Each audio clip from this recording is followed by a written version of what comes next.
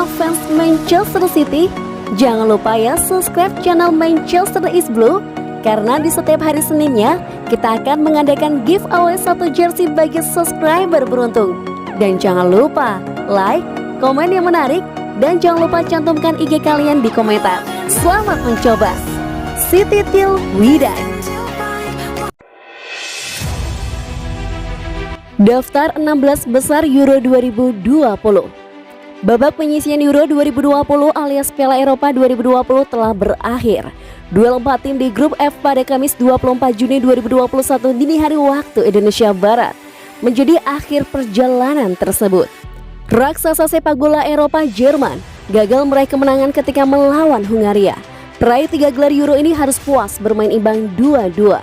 Duel Portugal dan Prancis pun tak menghasilkan pemenang. Big match ini berakhir dengan skor sama kuat 2-2. Meski demikian, Prancis, Jerman, dan Portugal yang berhak lolos ke babak 16 besar Euro 2020, Prancis maju dengan status juara grup F. Jerman jadi runner-up dan Portugal lolos sebagai peringkat ketiga terbaik. Dengan demikian lengkaplah 16 tim yang maju ke babak per-8 final turnamen antar negara Eropa ini. Portugal menjadi negara yang terakhir yang lolos. Sebelumnya, Spanyol pun berhasil lolos dari lubang jarum. La Roja yang juga sudah 3 kali juara Euro ini menang 5-0 atas Slovakia pada laga pamungkas grup E Rabu 23 Juni malam waktu Indonesia Barat. Kemenangan tersebut membawa tim asuhan Luis Enrique maju ke 16 besar dengan status runner-up grup E dengan koleksi 5 poin. Mereka terpaut 2 angka dari Swedia yang menjadi juara grup tersebut. Dan berikut ini tim 16 besar yang lolos. Wales versus Denmark 26 Juni pukul 23.00 waktu Indonesia Barat. Italia versus Austria 27 Juni pukul 02.00 waktu Indonesia Barat. Belanda versus Ceko 27 Juni pukul 23.00 waktu Indonesia Barat. Belgia versus Portugal 28 Juni 02.00 waktu Indonesia Barat. Kroasia versus Spanyol 28 Juni 23.00 waktu Indonesia Barat. Prancis versus Swiss 29 Juni pukul 02.00 waktu Indonesia Barat. Inggris versus Jerman 29 Juni pukul 23.00 waktu Indonesia Barat. Swedia versus Ukraina 30 Juni pukul 02.00 waktu Indonesia Barat.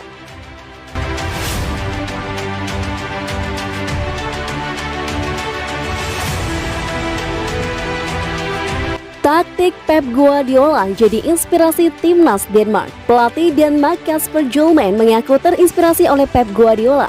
Hjulmand meyakini bahwa Guardiola akan dikenang sebagai Steve Jobs-nya sepak bola. Guardiola merupakan salah satu pelatih terbaik, kalau bukan pelatih terbaik di dunia saat ini. Pria Catalan itu selalu meraih sukses besar di klub-klub yang dilatihnya, di Barcelona, Bayern Munich, dan Manchester City.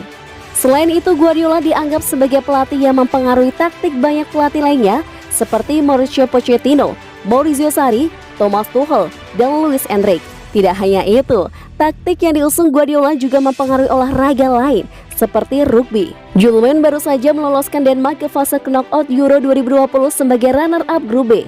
Tim Dinamit lolos usai mengalahkan Rusia 4-1 meski menderita 2 kekalahan dari Belgia dan Finlandia. Pelatih berusia 49 tahun itu meyakini pengaruh Pep Guardiola di sepak bola sebesar Steve Jobs.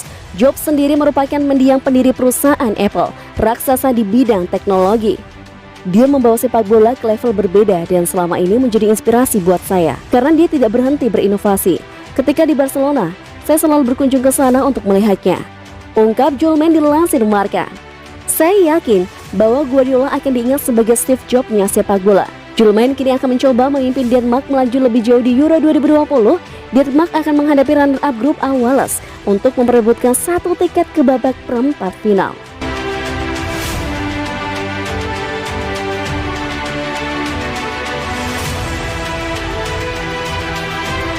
Lukaku tolak mentah-mentah tawaran gabung Manchester City.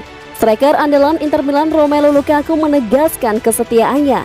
Secara terbuka, Lukaku menolak mentah-mentah kalau diajak gabung ke Manchester City. Hal tersebut diungkapkan Lukaku saat menggelar sesi tanya-jawab di media sosial Twitter. Pertanyaan yang dialamatkan ke Lukaku salah satunya berasal dari mantan pemain Man City, Trevor Sinclair. Dengan tegas Sinclair bertanya apakah Lukaku berniat untuk gabung ke Man City. Lukaku menjawabnya tanpa ragu, enggan menerima tawaran tersebut. "Saya bahagia di Inter," tegas Lukaku dilansir Football Italia. Gabung ke Inter memang jadi titik balik kebangkitan Lukaku. Dilatih oleh Antonio Conte sejak 2 musim lalu, membuat ketajaman Lukaku kembali.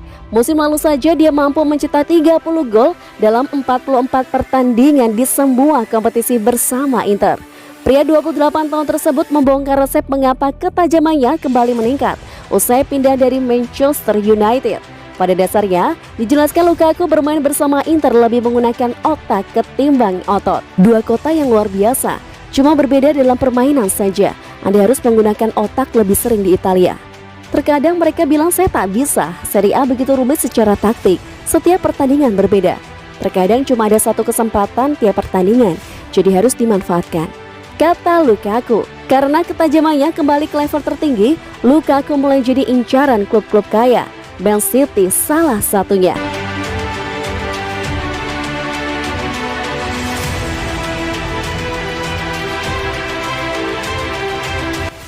Fabrizio Romano memberikan detail penting tentang pengajaran Man City. Minggu ini telah penuh dengan informasi seputar masa depan Harry Kane. Dengan tim Pep Guardiola, dikenal sebagai pelamar utama untuk pemain berusia 27 tahun yang telah secara terbuka mengakui keinginan untuk meninggalkan London Utara dalam beberapa bulan mendatang. Pada hari Senin telah dilaporkan oleh berbagai outlet bahwa juara bertahan Liga Premier telah mengisyaratkan niat yang jelas untuk mengajukan tawaran substansial kepada Daniel Levy dan pihak-pihak terkait di Tottenham untuk aset berharga mereka. Fabrizio Romano mengklarifikasi bahwa 100% dikonfirmasi bahwa Manchester City dan pejabat terkait di Stadion Etihad mengajukan penawaran resmi kepada Tottenham untuk Harry Kane minggu ini. Berbicara di podcast, Romano menyatakan bahwa nilai keseluruhan dari tawaran adalah 100 juta pound sterling, sementara Manchester City menawarkan pemain sebagai bagian dari biaya dan bukan sebagai tambahan, seperti 100 juta pound sterling ditambah pemain tim utama. Sayangnya untuk Manchester City dan harapan mereka untuk mengamankan target striker nomor 1 mereka musim panas ini, Romano menyatakan bahwa sikap Tottenham pada situasi tersebut dan sebagai tanggapan terhadap tawaran itu sama, yaitu tidak. Namun persyaratan pribadi tidak akan menjadi kunci dalam kesepakatan, kata Romano. Kuncinya adalah kesulitan dalam menemukan kesepakatan keuangan antara City dan Tottenham. Manchester City diharapkan untuk kembali ke Tottenham dengan tawaran kedua. Dan sementara insentif keuangan diharapkan lebih besar kali ini. Ada perasaan bahwa penjabat klub memiliki niat yang sangat sedikit untuk memenuhi tuntutan mengejutkan 150 juta pound sterling Daniel Levy. Mengenai kemungkinan alternatif, ada tingkat ketidakpastian dengan Erling Haaland dari Borussia Dortmund tampaknya di luar anggaran klub Etihad musim panas ini. Sementara Romelu Lukaku tampaknya akan tetap di Italia setidaknya untuk 1 musim lagi.